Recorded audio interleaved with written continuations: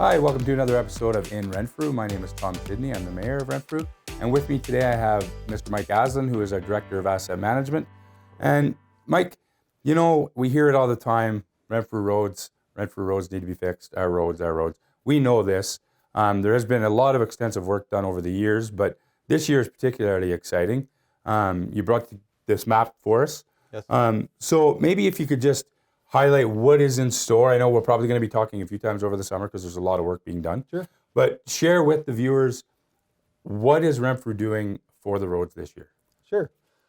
Thanks for the opportunity. There's certainly, Renfrew has 68 kilometers of roads, and they're all urban roads. Some of them are arterial roads like Highway 60 and Highway 132. The map here below shows that in the last 15 years, we've been able to accomplish rehabilitating 30% of the roads in Renfrew, which is significant. And we do have a significant program in 2023, as shown on this map here. So in 2023, we have the Joffrey Hague area that is being done. And we also have the Argyle Lochiel and parts of Opeongo and Hall Avenue that will be beginning the reconstruction. So that project is currently out to tender. We do have the Gillen Road from Hall Avenue to O'Brien Road, and that is going out to tender very, very soon. And as well, we're just finishing off the O'Brien Road from Gillen to Mask.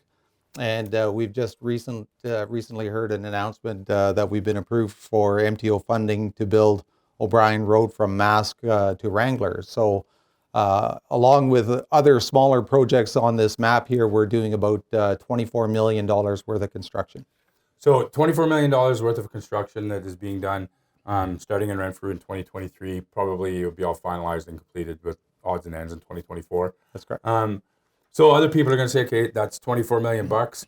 But what really out of that is taxation money? Because I know we are very good at grants and all those other things. So yes, what's the impact of the tax part? So out of that $24 million in projects, there's about 54% that is provincial and federal grants. So 54% really gives us a lot of leverage to do infrastructure work. Out of that, there's approximately $2 million out of the 24 in taxation dollars, and about 25% of that $24 million in long-term debentures, which will eventually be paid by the ratepayers. Right. So the debenture will go over many years, so it's less of an impact on the taxation, and we'll figure that out as we go. Yes. Now everybody's going to say, yeah, but what about my road? What about, these are all great and everything, but I live on a side road, and what's the plans for that? So I know there's a couple of red marks up here.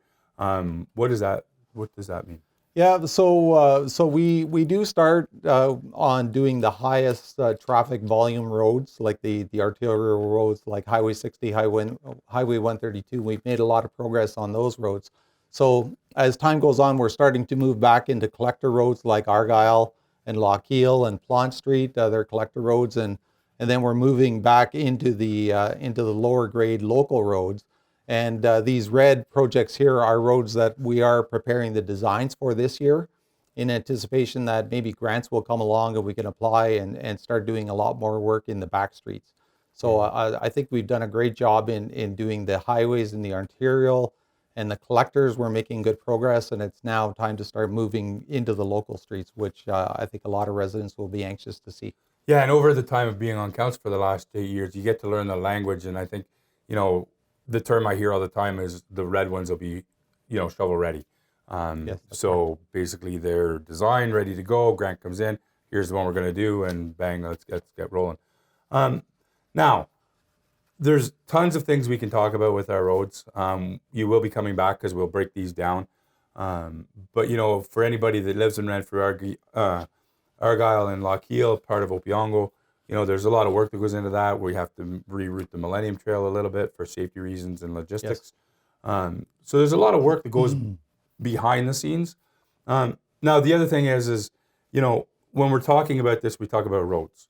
And roads are what we drive on, roads are what we bike on, walk on, roll on. So the wonderful thing about this project, which is a very expensive one and much needed, there's a lot of work being done under the road.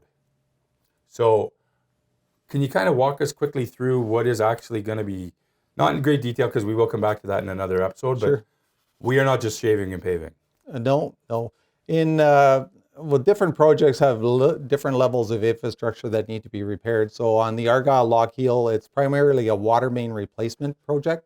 So we are digging up the water main and replacing old cast iron pipes with new PVC, and that'll help the discoloration of the water. And then we're looking at rehabilitating the remainder of the road that's not affected by the trench.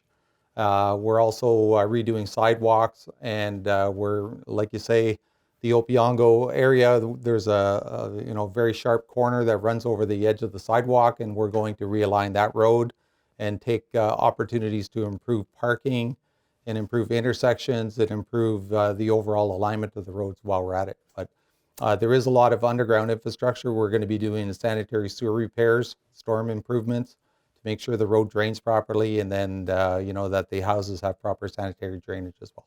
So, like I said, there's so much more that goes into this than just seeing the pavement, and with the design and everything like that. I'm just going to go back to the Opiongo thing because I think anybody that is from Renfrew has driven Opiongo. We're probably the only town, I would say, in maybe Ontario that has a sidewalk incorporated into the road by now. It is a very tight spot where the sidewalk does look like it's part of the road. So just even that. We look at safety, we look at, logistically, what's the best way to do it. And I know your department and your staff work, tirelessly to get this done. And we want the people to know that we hear the fact that the roads are bad and we know that, but we're on it, we're doing it. Now this map down here, everything in purple, what did you tell me this is? The purple roads? Yeah, the purple roads are all the roads that have been rehabilitated in the last 15 years. And when we rehabilitate the road, we're looking at the underground infrastructure. We're looking at the capability of the soil under the pavement to support the loads. So in a lot of cases, we've had to dig out the granulars underneath the road and rebuild them properly so that we can expect a full life cycle out of the roads. Like if you think about the evolution of roads, you started with horse trails and horse paths by buggy, and then they usually applied oil onto the roads to make a harder surface, and then they eventually paved them, and then they probably had multiple layers of asphalt over the years. So now we're looking at the underground, the support for the road, and making sure that it's adequate so we can expect a 20 to 30 or 40 year life out of the asphalt roads that we're doing. Wonderful.